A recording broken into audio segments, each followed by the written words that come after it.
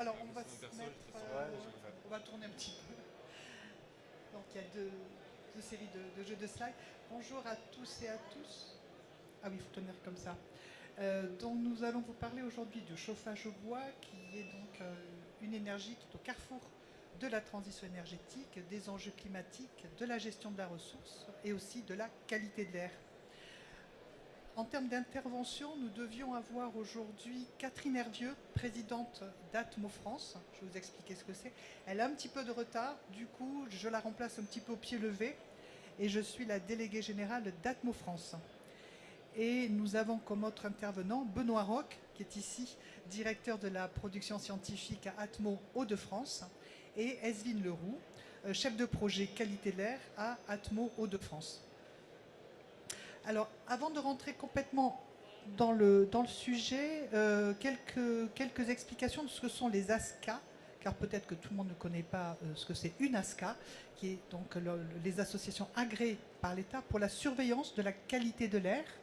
Vous voyez la carte de France et la loi impose à ce que chaque région soit dotée d'une association agréée sur la qualité de l'air. Donc on a une mission réglementaire qui est fournie au travers d'un agrément par l'État pour surveiller un certain nombre de polluants de l'air. On a une ASCA par région, donc tout le territoire national est couvert, en métropole et aussi dans les territoires d'outre-mer. On a aussi une ASCA en Nouvelle-Calédonie qui s'appelle Scalair. Les ASCA font l'objet, donc se prévalent d'avoir une quarantaine d'années d'expertise et elles regroupent plus de 700 experts sur l'ensemble du territoire. Et les ASCA donc, sont regroupés au sein de la fédération Atmo France, que j'ai la chance de diriger, et Catherine Hervieux, qui devrait nous rejoindre dans quelques instants, préside cette fédération. Voilà. Alors, une spécificité très forte des ASCA concerne en fait sa gouvernance et son financement. Toutes les ASCA sont gouvernées de la même manière, puisque c'est la loi qui l'a déclaré.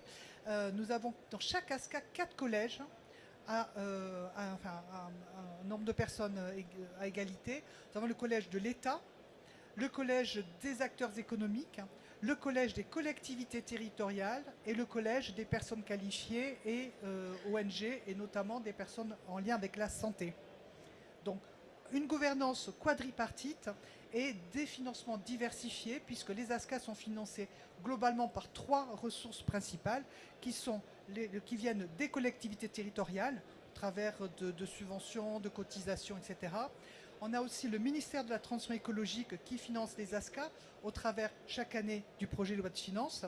Et enfin, les acteurs économiques qui financent en partie les ASCA, notamment au travers de ce que l'on appelle des dons libératoire de TGAP, la taxe sur les activités polluantes, pollution dans l'air. Et cette gouvernance quadripartite et ces financements diversifiés nous permettent de dire que les ASCA sont des tiers de confiance et qui permettent de garantir une indépendance des travaux qu'ils mènent. J'accélère un petit peu. Je vous balaie très rapidement les missions des ASCA. Donc, elles sont là pour surveiller, prévoir la qualité de l'air. Ils font des mesures par des stations fixes, des stations mobiles, mais aussi de la modélisation. Et elles réalisent aussi des inventaires de polluants de l'air, mais aussi des inventaires de gaz à effet de serre. Et elles ont aussi des données sur les consommations d'énergie. Elles diffusent quotidiennement la prévision de la qualité de l'air. Elles accompagnent et informent les acteurs locaux dans les collectivités, en cas d'épisode de pollution, et elles rapportent toutes leurs données au niveau national. Elles évaluent et projettent les actions de lutte contre la pollution de l'air et des émissions de gaz à effet de serre par une approche intégrée air, climat, énergie. C'est ce qui fait vraiment la spécificité des ASCA, c'est d'avoir ces 3 domaines dans leur domaine d'expertise, et donc au service de la santé et des territoires. Elles améliorent et apportent des connaissances et elles participent à des expérimentations innovantes sur le territoire, mais aussi au niveau national. Et enfin, elles ont des actions de communication auprès du public et des médias. Alors, pour terminer cette introduction, les ASCA donc, sont au service des acteurs du territoire dans les collectivités territoriales. Elles les accompagnent pour ce qui concerne le choix, la mise en œuvre et le suivi et l'évaluation des actions menées en faveur de la santé, qualité de l'air, et du climat, gaz à effet de serre. Atmo France, dont la fédération qui regroupe les ASCA, est un acteur national de référence pour porter la voix de la transversalité air-climat-énergie. Atmo France propose des plateformes de données et des outils nationaux. Vous pourrez aller voir sur notre site. Et Atmo France aussi interpelle les différentes instances nationales et organismes nationaux comme l'ADEME, les COP régionales, les ministères, pour vraiment mettre en avant qu'il y a une nécessité de prendre en compte les enjeux sanitaires, qualité de l'air et climatiques dans toute démarche de transition énergétique. Et aujourd'hui, on va vous faire un zoom sur le chauffage au bois, puisqu'il s'agit là d'une énergie qui est au carrefour des enjeux de la transition énergétique, des enjeux climatiques, de la santé et de la ressource. Donc je vais laisser la parole à mon collègue. Merci Anne. Du coup, je vais continuer. Je vais prendre... Hop. Alors, comme l'a dit Anne, en fait, sur le chauffage au bois, on est vraiment au carrefour des 3 sujets, que ce soit l'air sur la pollution atmosphérique, le climat sur l'adaptation au changement climatique et l'énergie en lien avec l'indépendance énergétique. Là, ce qu'on va vous présenter avec Esvin, c'est les éléments de compréhension construits par la Fédération Atmo France autour de la question qualité de l'air et pollution atmosphérique en lien avec ces 2 autres sujets. Donc quand on parle chauffage au bois, le sujet il est aussi sur l'exposition. Donc ce qu'il faut savoir, c'est que le chauffage au bois, c'est un fort contributeur sur l'exposition aux particules. Aux particules, on parle de particules PM10, donc inférieures à 10 microns ou inférieures à 2,5 microns, mais aussi de particules ultra fines, mais aussi, on l'a sur le monoxyde de carbone, les composés organiques volatiles et les HAP. Sur l'exposition, donc sur l'air que l'on respire, on peut avoir sur les périodes froides jusqu'à 25% des particules que l'on respire qui sont issues du chauffage au bois. Donc c'est un sujet en termes de qualité de l'air, la partie chauffage au bois. Après, si on zoome, là on a vu 25% c'est sur la période froide, mais lors des épisodes de pollution, on a beaucoup d'épisodes de pollution qui impliquent le chauffage au bois.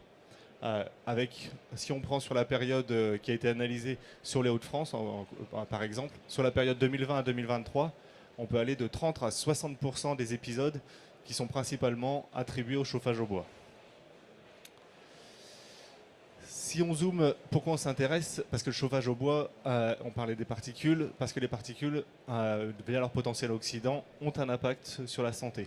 Si on regarde sur le graphique, sur la figure de droite, on voit en fait, en fonction des couleurs rouges, en fait les particules les plus grosses, les PM10, touchent les premières parties du système respiratoire. Si on descend un peu plus bas, on a les PM2,5 et PM1, donc inférieurs à 1 micromètre, où là on commence à toucher les poumons. Et si on descend particules ultra fines, on touche quasiment l'ensemble du corps jusqu'au vaisseau sanguin. Et du coup, en termes d'exposition, d'effets à long terme, par exemple pour les PM2,5, on peut avoir des effets et des impacts sur cardiovasculaires, respiratoires, neurologiques, impacter aussi la périnatalité et des cancers et les troubles du métabolisme. Maintenant, je vais laisser la parole à Esvin qui va vous parler au fait d'où viennent ces particules. Oui. Alors, du coup, je vais vous parler des émissions liées aux particules notamment et sur le chauffage au bois. Donc, quand on va parler d'émissions, en fait, on va parler d'inventaire spatialisé, territorialisé. Donc, on va prendre un ensemble de données, d'activités, de facteurs d'émission. Et dans des bases de données assez complexes, on va en fait répertorier, inventorier donc les activités, là notamment celle du chauffage au bois pour le secteur résidentiel. Donc de base, tous les types de chauffage au bois sont émetteurs de polluants atmosphériques. Ça, c'est vraiment une idée qu'il faut s'ancrer. Mais on va avoir des différences en fait selon la gestion qui va être collective ou individuelle du chauffage au bois. Donc quand on va parler de chauffage collectif au bois, on va plutôt parler ici de réseaux de chaleur ou de petites chaufferies collectives. Donc on va avoir une différence ici notamment en termes de valeurs limites d'exposition qui sont imposées sur les chaufferies qui sont soumises à déclaration et à autorisation. Tandis que sur les chauffages individuels au bois, donc là on va avoir aussi des chaudières qui peuvent alimenter plusieurs logements, mais surtout aussi des équipements individuels. On va penser aux inserts, aux cheminées ouvertes, aux foyers ouverts, etc. Et donc là ça va être une gestion qui va être plus, on va dire comme individuelle, donc personnelle, et donc qui est soumise en fait à des risques d'émissions plus importantes que de gérer de façon collective. On a donc sur un graphique, ici on a représenté 3 régions, Pays de la Loire tout en haut, Grand Est au milieu et Hauts-de-France en bas, avec par polluant du coup la part en fait, des émissions du chauffage au bois sur l'ensemble des émissions du polluant. Donc tout secteur confondu, on voit que des Hauts-de-France à 36%, à 64% en Grand Est, on peut avoir une part d'émissions de PM2,5 liées au chauffage au bois qui va être très importante dans l'inventaire tout secteur confondu. Les PM ne sont pas seulement les seuls polluants atmosphériques qu'on va retrouver, on va aussi retrouver donc, les composés organiques volatiles tels que le benzène par exemple, qui va être émis à plus de 80%, toutes régions confondues, ainsi que le benzoapyrène aussi, élément cancérogène reconnu d'ailleurs. Et j'aime bien ce graphique-là, en fait, quand on parle d'émissions, donc c'est important de remettre en perspective en fait ce qu'on va retrouver dans un secteur. Donc par exemple ici sur une collectivité, vous avez en gris les émissions qui sont tous secteurs confondus. Et quand on vient sélectionner uniquement celle du résidentiel, on voit qu'on a une part déjà 832 tonnes qui est plus de 50% des émissions. Et quand on zoome sur l'usage, donc l'usage, on peut avoir le chauffage, le chaude sanitaire, la climatisation. Quand on va zoomer sur le chauffage, on va avoir quand même plus de 90% des émissions du résidentiel en PM2,5 qui sont issues du chauffage. Et le chauffage au bois, derrière, on voit qu'il est lourd contributeur en fait, de ces particules PM2,5.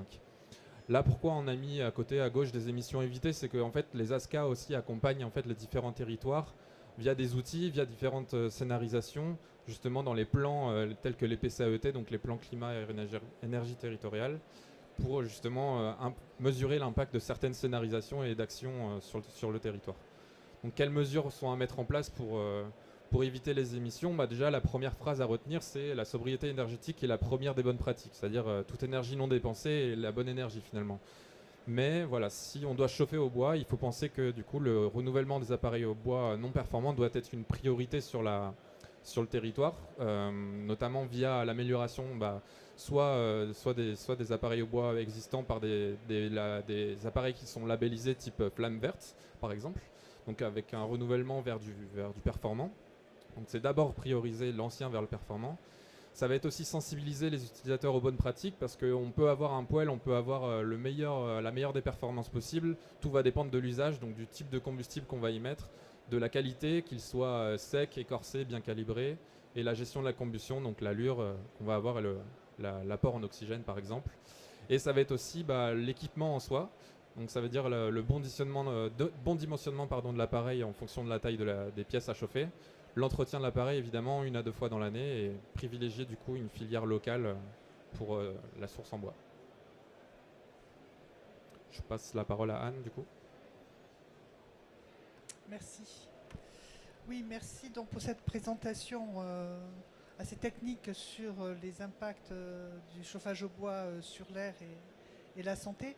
Et Atmos France souhaitait aujourd'hui s'exprimer et faire des préconisations sur ce bois énergie en rappelant d'abord des faits et un état des lieux, puisque d'une part, on peut constater qu'aujourd'hui, le chauffage au bois, qui est une énergie renouvelable, est largement répandue en France, mais surtout que la loi APER, la loi relative à l'accélération de la production d'énergie renouvelable, qui date de mars 2023, est en train de se déployer sur les territoires et elle contribue à développer l'usage du bois énergie. Donc ça, c'est un premier constat. On vient de le voir avec l'exposé de Benoît et d'Esvin. La contribution du chauffage au bois à la pollution de l'air peut être conséquente. Ça varie d'un territoire à l'autre, d'une région à l'autre, mais après, évidemment, localement, on a aussi des facteurs géographiques, de densité urbaine, d'usages locaux, de type d'habitat qui, évidemment, viennent conditionner aussi la part du chauffage au bois dans l'émission, notamment des particules ou d'autres polluants de l'air. Donc on sait qu'on a une contribution qui peut être importante, surtout dans certains territoires et dans certaines régions, dans certaines périodes de l'année. On peut aussi constater que les connaissances s'étoffent et confirment que les émissions liées au chauffage à bois ont un impact délétère sur la santé. Un autre aspect qui est en train aussi d'être de plus en plus documenté dans les travaux d'organismes, c'est le sujet de la neutralité carbone du bois, donc énergie renouvelable, mais c'est de plus en plus questionné.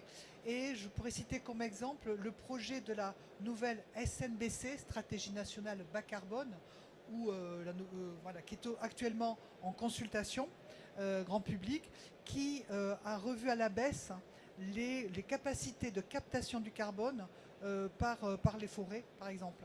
Donc et ceci est dû au changement climatique qui perturbe beaucoup la croissance des arbres.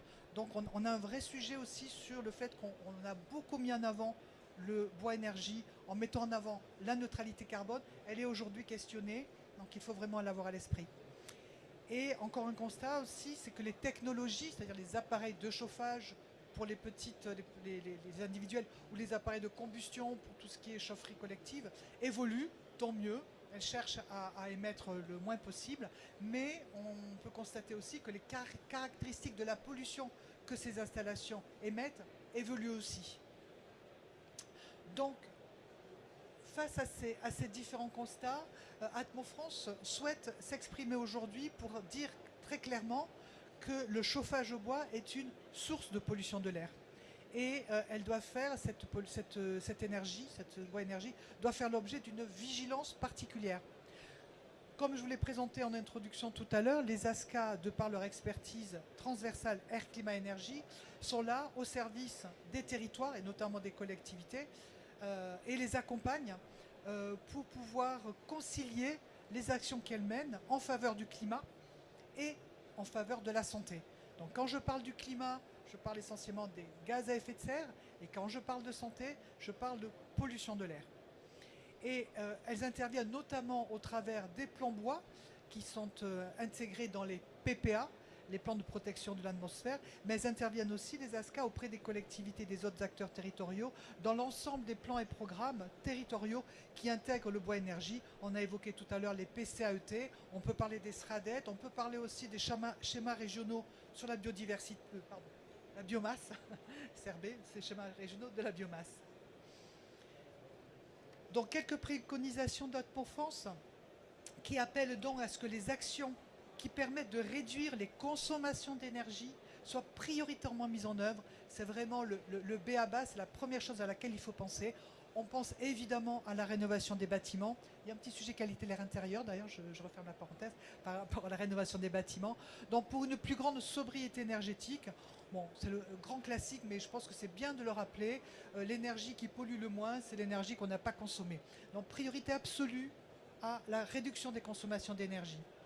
On préconise ensuite à ce que, en lien avec l'évolution de la filière, que de nouvelles connaissances soient produites sur les pollutions émises, notamment les particules et les particules ultra-fines, en conditions réelles d'utilisation des différents appareils, que ce soit des appareils individuels, du chauffage au bois individuel, ou des appareils plus collectifs, et que soient un petit peu plus documentés les impacts sur la santé. On souhaite aussi à ce qu'il y ait une réglementation plus poussée pour les émissions, sur les émissions des petites installations de combustion à biomasse, les petites chaufferies collectives, sur l'aspect surveillance, mais aussi peut-être sur l'aspect valeur limite d'émissions. Et on demande aussi à ce qu'il y ait une vigilance qui soit un peu plus forte, qui soit portée sur les installations industrielles, qui aujourd'hui, assez massivement, remplacent leur énergie plutôt fossile, tant mieux pour cela, par du bois énergie. Donc il y a une vigilance à porter, tant sur le plan local pour les émissions, que sur le plan approvisionnement.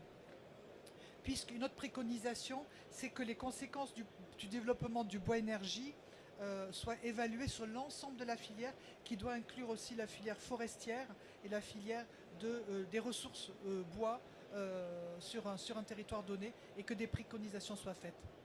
Et enfin, on souhaite à ce que le Conseil national de l'air, qui a été un petit peu mis en stand-by aujourd'hui, et on espère qu'il sera réactivé assez rapidement, puisqu'il n'a pas aujourd'hui de président ni de présidente, on souhaite que ce Conseil national de l'air, dans lequel Atmo France a une partie, est assez actif, facilite le partage des nouvelles connaissances sur l'usage du bois énergie et des recommandations qui en découlent, notamment au travers des études qui pourront être menées pour mieux documenter ce sujet qui n'est pas simple, mais il était important pour Atmo France de s'exprimer aujourd'hui sur ce sujet, car on oublie trop souvent les aspects santé face à cette énergie qui semble très bonne pour le climat, mais qu'il faut regarder plus en détail.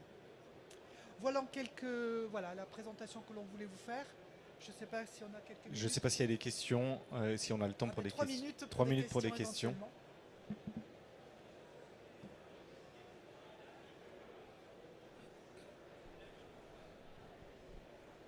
bonjour. Merci beaucoup. C'était très clair. Il y a eu toute une pub, si on peut le dire, pour les passages au chauffage au bois récemment. Et on s'élance un peu sur ça.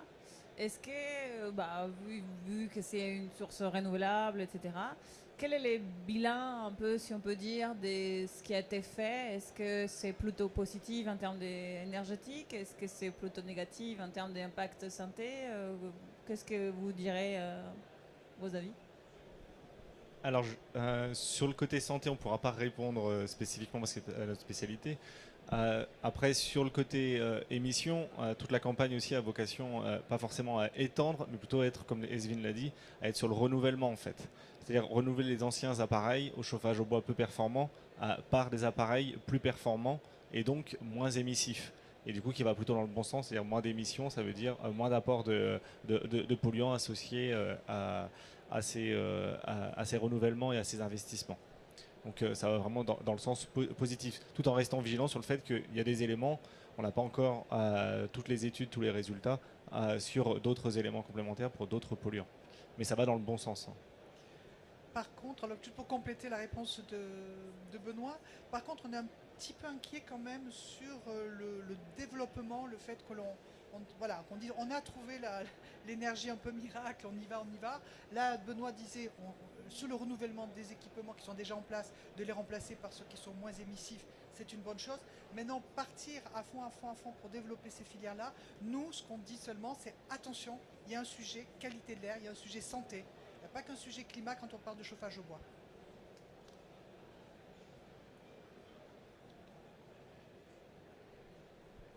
Bien. Ben merci pour votre attention. Merci à vous. Merci, oui.